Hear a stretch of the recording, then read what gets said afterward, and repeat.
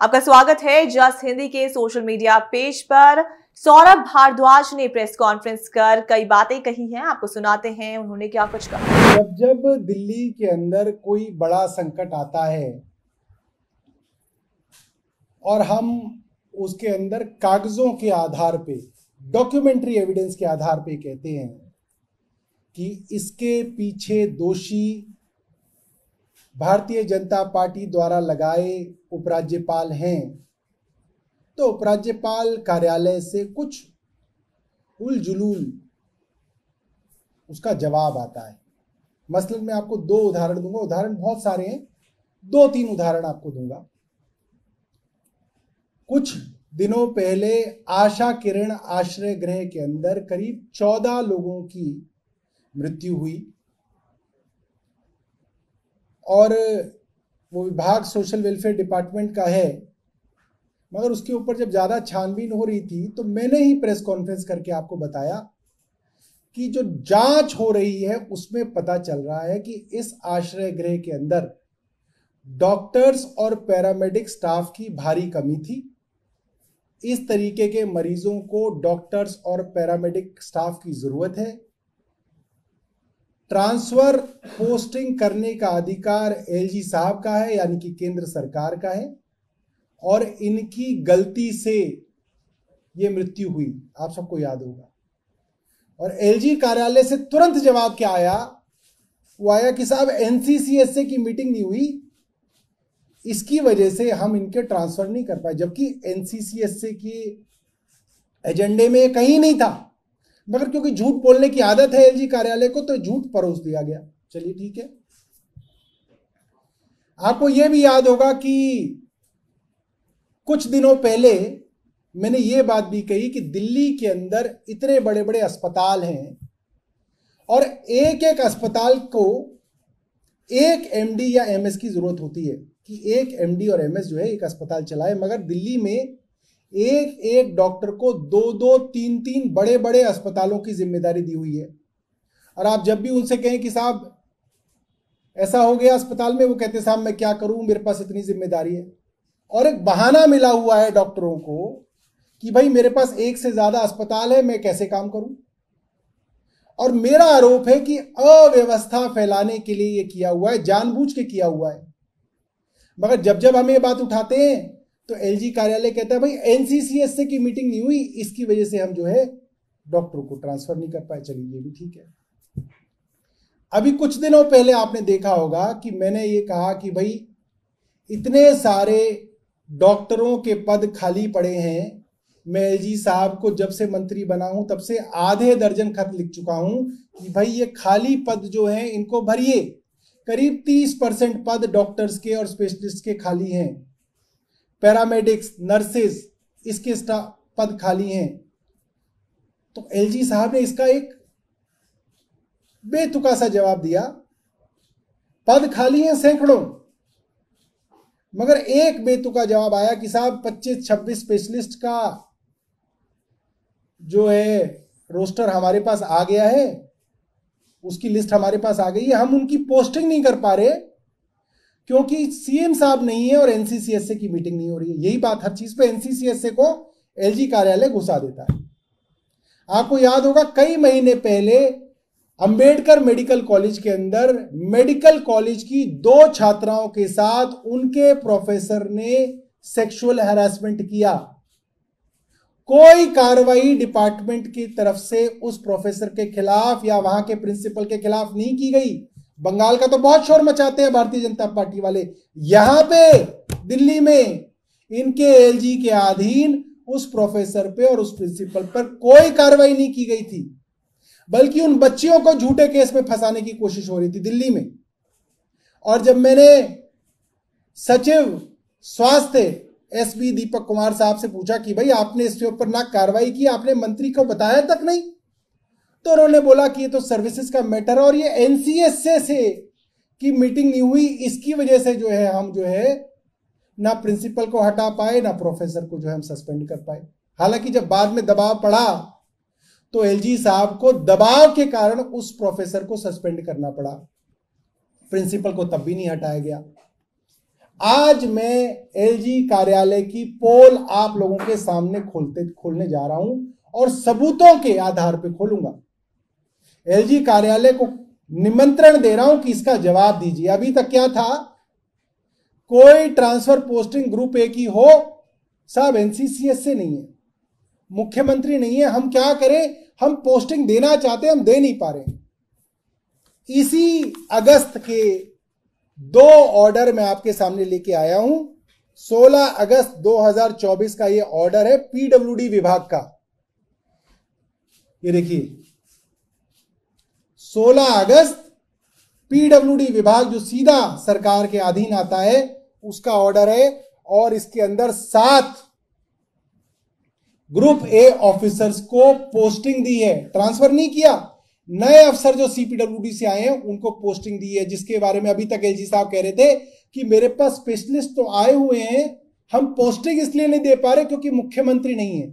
आप सोचिए किस स्तर की भावना इन लोगों के मन में है कि डॉक्टरों की, स्पेशलिस्ट की नियुक्ति नहीं कर रहे अस्पतालों में ताकि केजरीवाल जी को बदनाम कर सके और लोगों को परेशान कर सके। मैं आपको ये पढ़ के सुनाता हूं। ये सहानुभूति Ashok SC civil under posting थे, इनको बनाया गया director monitoring and personnel. Shri Shailesh Kalidas उग्रीजया एससी सिविल थे, अंडर पोस्टिंग थे, इनको बनाया गया SC judiciary and project. Shri Chandrabhushan Singh SC civil under posting थे, यानी कि पोस्टिंग के लिए बैठे हुए थे, इनको बनाया गया है SC south west. Shri Krishna Kumar Singh SC civil, इनको बनाया गया एससी सीएनएनडी।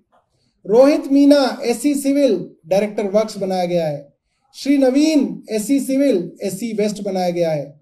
श्री एसके मीना, इनको डायरेक्टर विजिलेंस बनाया गया है। साफ तौर पे ग्रुप ए की पोस्टिंग लगातार सरकार के अंदर की जा रही है, मगर जहां अपना मन हो वहां पे पोस्टिंग की जा रही है एलजी साहब के अधीन। बाकियों के लिए जहां पे पब्लिक का कुछ फायदा हो जाए वहां पे मुख्यमंत्री का बहाना लगाया जाता है। और मजेदार बात, ये बात सुनिएगा,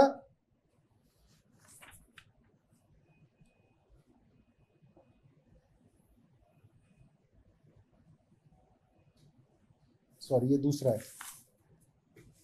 इसके अच्छा दूसरे पेज, ये दूसरा ऑर्डर है। ये 25, ऐसा नहीं है कि आप ये कह दें कि अगस्त के अंदर ही हुआ है, ये इससे पहले का भी ऑर्डर दिखा रहा हूं मैं आपको।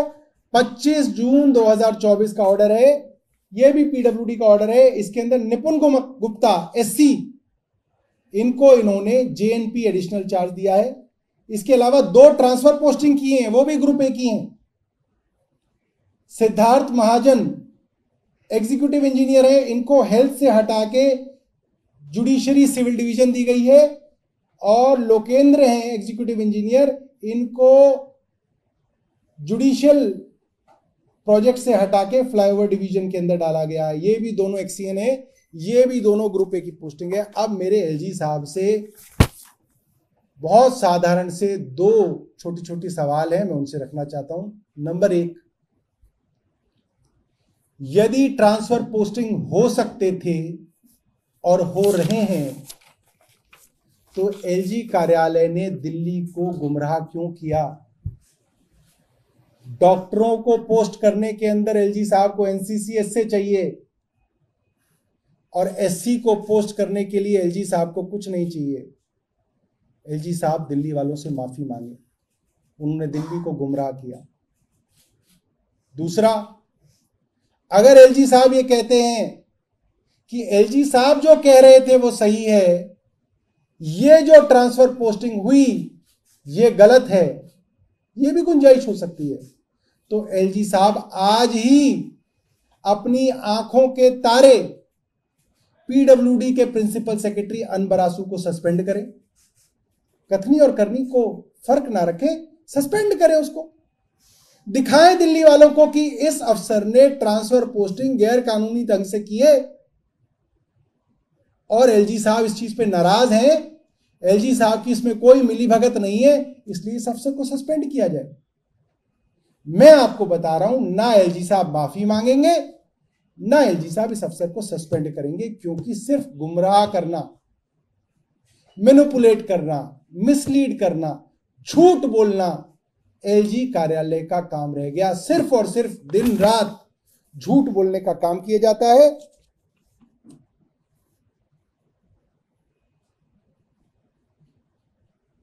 और ये देखिए इसकी कॉपी जो है, PS to principal secretary PWD। हालांकि इतने बड़े ट्रांसफर तो वैसे ही प्रिंसिपल सेक्रेटरी के बिना नहीं हो सकते, मगर प्रिंसिपल सेक्रेटरी अनबरासू ये ना कह दें कि अरे बाबा मुझे तो पता ही नहीं था कब जो है नीचे नीचे जो है ट्रांसफर ऑर्डर हो गए। तो ये दोनों ही ट्रांसफर ऑर्डर अनबरासू जी को कॉपी किए गए हैं। उनको मालूम है, उनकी पूरी जानकारी में है कि सब चल रहा है। तो मैं आप लोगों को ये वादा करता हूं कि रोज हम एलजी कार्यालय की इसी तरीके से पोल खोलेंगे। हम बताएंगे कि किस तरीके से दिल्ली को बर्बाद करने के लिए ये नियम कानूनों को गलत तरीके से आपके सामने दिखाते हैं, वरना जो काम इन्हें करना होता है वो काम ये खूब कर रहे हैं, धड़ल्ले से कर रहे हैं और कानून को ताक पे रख के कर रहे हैं। बहुत बहुत धन्यवाद। सर, इसके अलावा शुरुआत ये है कि दिल्ली के जो चुनाव है वो कुछ महीने पहले हो सकता है, क्या दिल्ली सरकार से इसको चर्चा की गई है? अब देखिए, अरविंद केजरीवाल जी की बेल होना तय है। आप ये कोर्ट में भी देख रहे हैं, ईडी से बेल मिल चुकी है, सीबीआई की बेल सुप्रीम कोर्ट में है और सीबीआई सिर्फ और सिर्फ बहानेबाजी कर रही है कोर्ट के अंदर। पहले 15 दिन मांग लिए जवाब देने के लिए। भैया अगर तुम्हारे पास सब कुछ तैयार था तो पहले ही दिन दे रहे थे जवाब, और 15 दिन बाद भी जवाब नहीं देके गए, अब 15 दिन और मांग लिए, तो 1 महीना तो ऐसे ही खत्म कर दिया उन्होंने। तो इनका अंदाजा है कि किसी तरीके से, इसी तरीके से बहानेबाजी से अरविंद केजरीवाल को अंदर रखेंगे। मगर कितना अंदर रखेंगे, समस्या तो ये ना, कितना खींचेंगे। कुछ भी कर ले, फरवरी तक अंदर नहीं रख सकते। इसलिए मन में डर पैदा हो रहा है कि अरविंद केजरीवाल इससे पहले बाहर आए, उससे पहले चुनाव करा लिए जाएं। इसलिए इस तरीके की खबरें जो है अखबार में छपवाई जा रही हैं, तैयारी कराई जा रही है कि जब ऐसा लगने लगे कि अरविंद केजरीवाल आ ही गए तो किसी तरीके से उससे पहले चुनाव करा लिए जाए, ये कोशिश। कंगना रनौत के बयान को लेकर बड़ा विवाद हो रहा है। बीजेपी ने सलाह दी है कि इस तरह के बयान को बच्चे किसानों को लेकर उन्होंने जो बयान दिया है ताकि किसान आंदोलन के दौरान ब्रेक और हत्या। देखिए, कंगना रनौत अपने विवादित बयानों के कारण ही भारतीय जनता पार्टी की सांसद बनी है। मैं ये कहूं कि बॉम्बे की सबसे बड़ी फिल्म स्टार कंगना रनौत थी तो ऐसा नहीं था। इसी तरीके के विवादित बयान और विवादित काम कंगना रनौत अक्सर करती रही हैं और उनको चुपचाप भारतीय जनता पार्टी शाबाशी भी देती रही है। मगर कई बार क्या होता है कि इतनी बड़ी बात हो जाती है कि जो सरकार ऑलरेडी बैकफुट पे है उसको नहीं समझ में आता कि क्या किया जाए। मेरा मानना यह है, अगर भारतीय जनता पार्टी को वाकई में ही इससे समस्या हो तो वो कंगना रनौत को सस्पेंड करें पार्टी से। तो ये कहा जा सकता है कि भारतीय जनता पार्टी उनसे नाराज है, वरना ये वार्निंग का क्या है, कुछ नहीं है। तो इससे तो आप और जो है उनको प्रसिद्धि दे रहे हो। जितनी बार वार्निंग की खबर चलेगी उतनी बार किसानों के बारे में जितनी घटिया बात कही गई है वो बार बार चलाई जाएगी, किसानों को और पीड़ा दी जाएगी।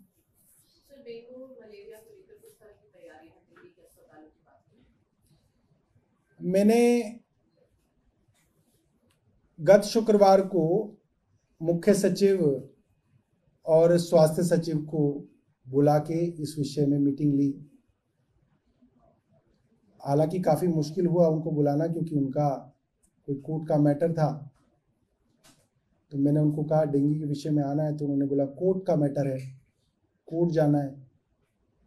तो मैंने कहलवाया कि भाई जब कोर्ट की तारीख आपकी हो जाए पूरी तब आ जाइएगा, आप समय बता दीजिए, उस वक्त रख लेंगे। तो उनका जवाब आया कि भाई ये तो बड़ा मुश्किल है बताना कि कोर्ट में कितनी देर में हम फ्री हो जाएंगे, तो ये बताना मुश्किल है। फिर हमने लिखा कि भाई जब आप फ्री हो जाएं तब बता दीजिएगा, मंत्री आपके लिए इंतजार करेंगे, जब फ्री हो जाए बता दीजिएगा। तो अंततः उन्होंने 2:30 बजे बताया कि अब हम फ्री हैं, तो हम मीटिंग करना चाहते। तो 2:30 बजे बड़ी मुश्किल से वो मीटिंग हो पाई है। और उसके अंदर मैंने स्वास्थ्य सचिव को कहा है कि कई सारी चीज़ें जो मैंने कही थी उन्होंने पूरी नहीं की हैं। मसलन मैंने उनको कहा था कि इस चीज़ को इंश्योर किया जाए कि स्कूलों के अंदर जो बच्चे हैं वो पूरी आस्तीन के कपड़े पहने, पतलून पहने, मगर मेरी अपनी बेटी जो है हाफ शर्ट और जो है शॉर्ट्स में जा रही है। इसका मतलब स्कूल के अंदर अभी तक इस चीज के सर्कुलर नहीं गए हैं या उनको इंश्योर करने के लिए दबाव नहीं डाला गया है। तो मैंने मुख्य सचिव को कहा है कि इन कामों के लिए डीएम, एसडीएम को भी लगाया जाए कि वो ये चीज इंश्योर करें। दूसरा, जैसे ट्रांसपोर्ट डिपार्टमेंट के मालखाने हैं, पुलिस विभाग के मालखाने हैं, वहां पे एमसीडी ने कहा कि जनरली मॉस्किटो ब्रीडिंग होती है। तो मैंने बोला इस काम के लिए भी डीएम और एसडीएम को कहा जाए कि वो इसको इंश्योर करें, क्योंकि एमसीडी वालों की कहां पुलिस वाले सुनेंगे, तो वो इंश्योर करें कि इस तरीके की जगह ब्रीडिंग ना हो। तीसरा, मैंने सचिव स्वास्थ्य विभाग को करीब 1 से 2 हफ्ते पहले ये डायरेक्शन दी है कि वो रोज एक अस्पताल के अंदर निरीक्षण करें और ये इंश्योर करें कि उस अस्पताल के अंदर डेंगू से संबंधित सारे इंतजाम हों। मुझे पता नहीं है कि वो अभी तक अस्पताल में गए हैं नहीं गए हैं, मगर अगर वो नहीं जाएंगे तो फिर मैं जाऊंगा उनको लेके, क्योंकि फिर मुझे ही जाना पड़ेगा, तो फिर उसका भी इंतजाम करेंगे। मंकी पॉक्स को लेकर कोई डायरेक्शन? मंकी पॉक्स को लेके हमें केंद्र सरकार की तरफ से एक एडवाइजरी आई थी, आई थिंक उसको 10 दिन हो गए हैं, और उसको हमने नीचे अपने स्वास्थ्य विभाग और सभी अस्पतालों को भेजा है, और उसके अंदर कई सारी डायरेक्शंस हमने दी हैं ताकि दिल्ली के अंदर अगर इस तरीके की बीमारी के बारे में कोई भी सूचना मिले तो सरकार उसके ऊपर तुरंत जो है कार्रवाई करे, और हम लोग बाकी राज्यों की तरह उसकी तैयारी रखें। तो इसके जो है निर्देश हमारे विभाग से करीब 10 दिन पहले गए हुए हैं नीचे। और कुछ ये भी निर्देश दिए हैं कि डेंगू को लेके रेडियो जिंगल जो है वो शुरू हो जाए। काफी दिन हो गए हैं मेरे को आदेश दिए हुए, मगर शुरू नहीं हो रही है। अखबारों के अंदर एक बार ऐड गई है क्वार्टर पेज की, मैंने बोला है उसको हर हफ्ते रिपीट भी किया जाए। बस स्टैंड्स पे और अन्य जो जगह हैं वहाँ पे भी अवेयरनेस कैंपेन चलाई जाए। मेट्रो स्टेशंस के अंदर जो मेट्रो की जो ट्रेन के अंदर जो 10 सेकंड की जो ऑडियो चलती है उसके अंदर भी हमने मेट्रो से बात की है कि डेंगू को लेके जो है वो वार्निंग जो है ऑडियो अनाउंसमेंट के अंदर डाली जाए। जितने बस स्टैंड्स हैं और जितनी भी पब्लिक प्लेसेस के अंदर दिल्ली पुलिस की ऑडियो चलती है उसके अंदर भी हमने उनसे बात की कि उसमें भी डेंगू की अनाउंसमेंट चले। डेंगू से बचने का एक ही तरीका है कि डेंगू को लेके लोगों के मन में अवेयरनेस हो, लोग पानी इकट्ठा ना होने दें। अभी तक डेंगू के जो हम लोगों ने स्ट्रेन डिटेक्ट किए हैं वो अभी तक जनरली जो है टाइप 2 का ही आया है, जो बहुत सीरियस नहीं होता है। तो उस लिहाज से जो है थोड़ा सा अच्छी खबर है, मगर हमने ये भी बोला है कि ज़्यादा से ज़्यादा सैंपल्स को हम लोग लैब में भेजें ताकि उनकी जो है जीनोम सीक्वेंसिंग हम लगातार करते रहें कि अगर कोई और जीनोम आए जो थोड़ा खतरे वाला हो तो उसके लिए भी सरकार अपनी तैयारियां रखे।